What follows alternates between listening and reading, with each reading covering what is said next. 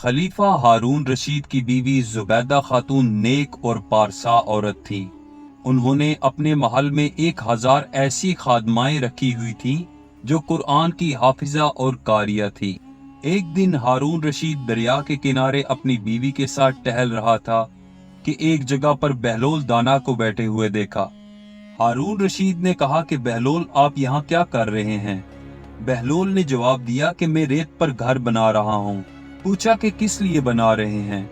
उन्होंने जवाब दिया, जो आदमी इसको खरीदेगा इसके लिए मैं दुआ करूंगा कि अल्लाह रब्बुल इज्जत इसे जन्नत में एक महल अता फरमाए।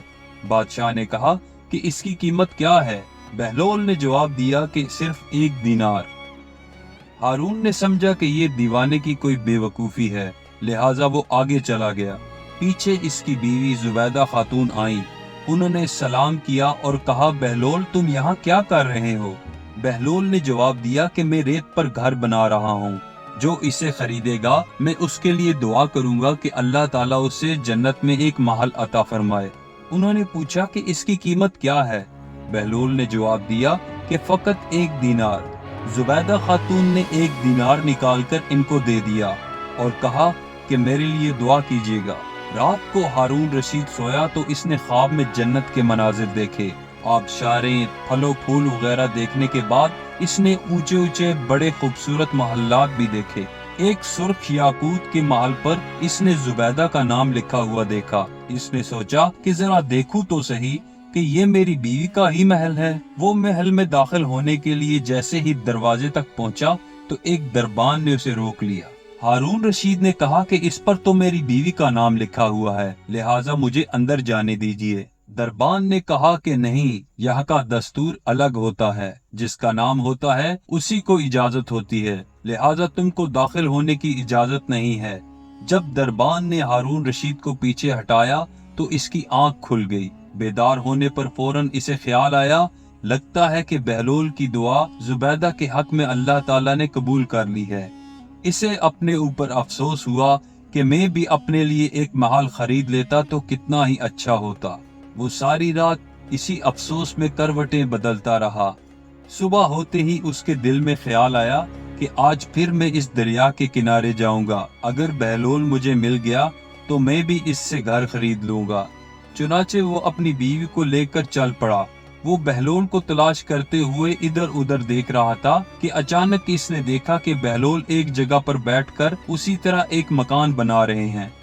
हारून रशीद ने पूछा कि बहलोल, क्या कर रहे हो? बहलोल ने कहा कि मैं घर बना रहा हूँ। जो इसको खरीदेगा उसके हक में अल्लाह ताला से दुआ करूंगा कि उसे जन्नत में एक महल अता फरमाए। हारून रशीद ने पूछा कि इसकी कीमत क्या है? बहलोल ने जवाब दिया कि इसकी कीमत पूरी सल्तनत की बादशाहत है। हारून रशीद ने कहा कि इतनी कीमत तो मैं अदा नहीं कर सकता।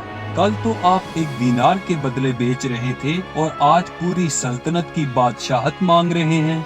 बहलोल दाना ने कहा कि बादशाह सलामत, कल बिन देखे का मामला था और आज देखा हुआ मामला है। कल बिन देखे का सौदा था, इसलिए सस्ता मिल रहा था।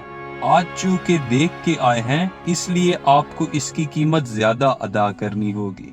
एक बार शेख जुनैद बगदादी अपने मुरीदैन के साथ सफर पर रवाना हुए। शेख ने अपने मुरीदों से पूछा कि तुम लोगों को बहलोल के बारे में मालूम है? उन्होंने कहा कि हजरत, वो तो एक दीवाना है, आप उससे मिलकर क्या करेंगे? आपने जवाब दिया कि जरा बहलोल को तो तलाश कीजिए, हमें उनसे काम है। मुरीदों ने शेख के हुक्म की तामील की और थोड़ी जुस्तजू के बाद एक सहरा में हजरत बहलोल को ढूंढ लिया। शेख जुनैद बगदादी जब बहलोल के सामने गए तो देखा कि बहलोल सर के नीचे ईंट रख कर लेटे हुए थे। उन्होंने सलाम किया तो बहलोल ने जवाब देकर पूछा कि तुम कौन हो? शेख ने जवाब दिया कि मैं जुनैद बगदादी हूँ। बहलोल ने कहा, तो तुम ही वो शेख बगदादी हो जो लोगों को बुजुर्गों की बातें सिखाता है? बहलोल ने पूछा, अच्छा तो तुम अपने खाने का तरीका तो जानते होगे? जुनैद बगदादी ने कहा कि क्यों नहीं, बिस्मिल्लाह पढ़कर खाता हूँ और अपने सामने पड़ी हुई चीज खाता हूँ। छोटा नवाला बनाता हूँ, आहिस्ता आहिस्ता चबाता हूँ, दूसरों के खाने पर नजर नहीं डालता और खाना खाते वक्त अल्लाह की याद से गाफिल नहीं होता। کھانا شروع کرنے سے پہلے اور کھانا کھانے کے بعد ہاتھ دھوتا ہوں۔ یہ سن کر بہلول اٹھ کھڑے ہوئے اور دامن شیخ کی طرف چھڑک دیا اور کہا کہ تم تو انسانوں کے پیر و مرشد بننا چاہتے ہو، اور حال یہ ہے کہ تمہیں کھانے پینے کا طریقہ بھی نہیں آتا۔ یہ کہہ کر بہلول اپنا راستہ لے کر چل پڑے۔ شیخ کے مریدوں نے کہا کہ یا حضرت، یہ شخص تو دیوانہ ہے۔ شیخ نے کہا کہ ہاں، دیوانہ تو ہے، مگر اپنے کام کے لیے ہوشیاروں کے بھی کان کاٹتا ہے۔ اس سے سچی بات سننی چاہیے، آؤ اس کے پیچھے چلے۔ بہلول ایک ویرانے تک پہنچ کر ایک جگہ پر بیٹھ گئے۔ شیخ بغدادی ان کے پیچھے پہنچے تو ان سے پھر وہی سوال کیا کہ کون ہو؟ آپ نے کہا کہ وہی شیخ بغدادی ہوں جو کھانا کھانے کا طریقہ بھی نہیں جانتا۔ بہلول نے کہا کہ خیر، تم کھانا کھانے کے آداب سے تو ناواقف ہو، لیکن گفتگو کرنے کا طریقہ تو جانتے ہوگے۔ شیخ نے جواب دیا، جی ہاں، جانتا ہوں، ہر بات ایک اندازے کے مطابق کرتا ہوں، بے موقع اور بے حساب بات نہیں بولتا، سننے والوں کی بات کو سمجھ کر اندازہ کر کے خلق خدا کو اللہ اور اس کے رسول کے احکام کے بارے میں بتاتا ہوں۔ یہ خیال رکھتا ہوں کہ اتنی باتیں نہ کہوں کہ لوگ مجھ سے بیزار ہو جائیں۔ بہلول نے کہا کہ کھانا کھانے کے آداب تو ایک طرف، تمہیں تو بات کرنے کا بھی ڈنگ نہیں آتا۔ پھر شیخ سے منہ پھیر کر ایک طرف چل دیے۔ مریدوں سے خاموش نہ رہا گیا اور انہوں نے کہا کہ حضرت، یہ شخص تو دیوانہ ہے، آپ دیوانے سے بھلا کیا توقع رکھتے ہیں؟ شیخ نے کہا کہ مجھے تو ابھی اس سے اور بھی کام ہے، تم لوگ نہیں سمجھ سکتے۔ پھر بہلول نے پیچھے مڑ کر دیکھا اور کہا کہ تمہیں کھانا کھانے اور گفتگو کے آداب تو نہیں معلوم، سونے کا طریقہ تو جانتے ہی ہوگے۔ شیخ نے جواب دیا، جی معلوم ہے، جب میں عشاء کی نماز اور درود و وظائف سے فارغ ہو جاتا ہوں تو سونے چلا جاتا ہوں۔ یہ کہہ کر انہوں نے سونے کے آداب بیان کیے جو انہیں بزرگان دین کی تعلیم سے حاصل ہوئے تھے۔ بہلول نے کہا کہ معلوم ہوتا ہے کہ تم کو سونے کے آداب بھی نہیں آتے۔ یہ کہہ کر بہلول نے جانا چاہا تو حضرت جنید بغدادی نے ان کا دامن پکڑ لیا اور کہا کہ حضرت، میں نہیں جانتا، اللہ کے واسطے آپ مجھے سکھا دیں۔ کچھ دیر کے بعد بہلول نے کہا کہ میاں، جو باتیں تم نے کی ہیں سب بات کی چیزیں ہیں، اصل بات مجھ سے سنو۔ کھانا کھانے کا اصل طریقہ یہ ہے کہ سب سے پہلے حلال کی روزی ہونی چاہیے۔ اگر غذا میں حرام چیز ہے تو جو آداب تم نے بیان کیے ہیں ان کے برتنے سے کوئی فائدہ نہیں ہوگا اور دل روشن ہونے کی بجائے اور تاریک ہو جائے گا۔ پھر بہلول نے بتایا کہ گفتگو کرتے وقت سب سے پہلے آپ کا دل پاک اور نیت کا صاف ہونا بہت ضروری ہے۔ اس کا خیال رہے کہ جو بات کی جائے اللہ کی رضا کے لیے ہو۔ اگر دنیاوی لگاؤ کی فضول قسم کی بات ہو تو خواہ کتنے ہی اچھے الفاظ میں ادا کی ہو، وہ تمہارے لیے وبال جان بن جائے گی۔ اس لیے ایسے کلام سے خاموشی بہتر ہے۔ اسی طرح سونے کے متعلق جو تم نے مجھ سے کہا وہ بھی اصل مقصود نہیں ہے۔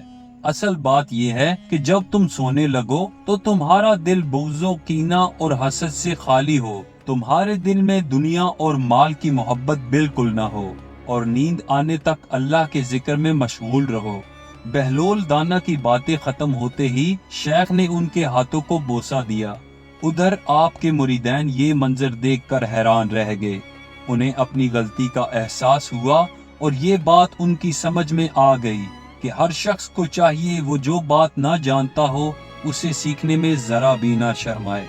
ایک بار جناب بہلول دانا کسی نخلستان میں تشریف فرما تھے۔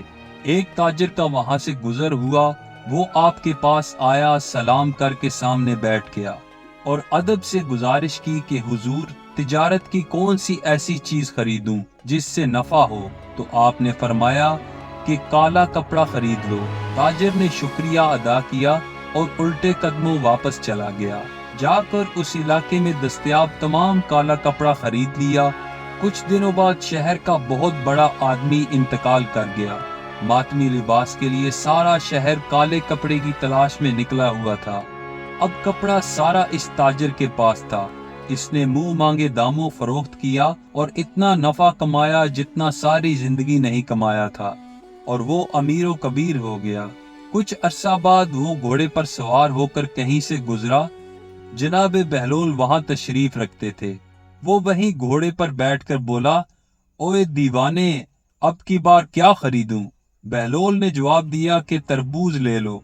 वो भागा भागा गया और सारी दौलत से तरबूज खरीद लिए और उनको जखीरा कर लिया।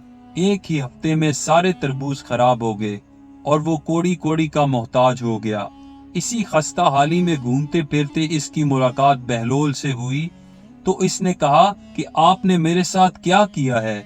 जनाब बहलोल दाना ने फरमाया कि मैंने नहीं, तेरे लहजे और अल्फाज ने सब किया। जब तूने अदब से पूछा तो माला माल हो गया और जब गुस्ताखी की तो तू कंगाल हो गया। इसको कहते हैं बा अदब बा नसीब, बे अदब बे नसीब। दोस्तों, अगर आपको आज की वीडियो पसंद आई हो तो इसे लाइक करें और दोस्तों में शेयर करें और हमारे चैनल को सब्सक्राइब करें।